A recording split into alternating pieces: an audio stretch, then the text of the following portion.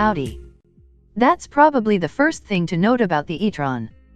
This is an electric car that doesn't seek to blur boundaries or act radical, but simply persuade regular SUV buyers to make the jump.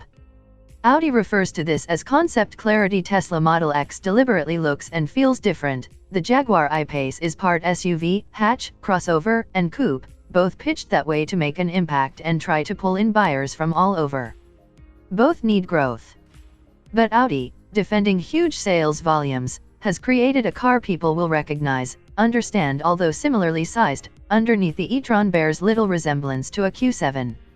It isn't ground-up new, but the MLB Evo platform has been heavily adapted to underpin both this and next year's e-tron Sportback.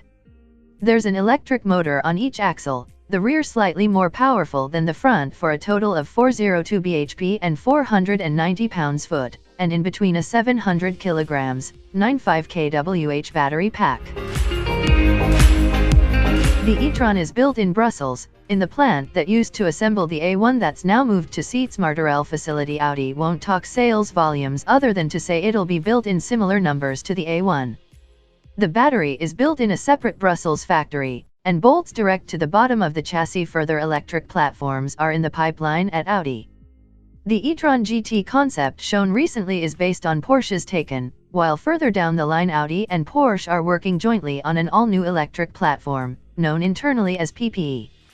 That will form the base for the VW Group's larger cars, possibly including Bentley, while VW's own MEB platform will feature for its ID models. Enough industry chat.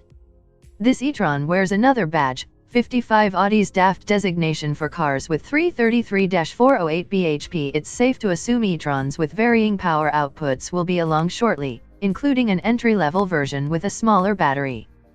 That might lower the range from the claimed 248 miles, but will also help drop the price of entry from £71,490. A fast one is also in the pipeline. Audi claims a range of 248 miles from the 95 kWh battery. It would go further if it weighed less. The next generation PPE platform cars will be lighter. Indications from our drive suggest you should expect around 200 miles between charges. Okay, but perhaps not good enough for family holidays. Imagine the scene in the car at a service station if the charge points are occupied/faulty. The INID network, the joint high-speed charging project between the VW Group, Ford, Mercedes, and BMW.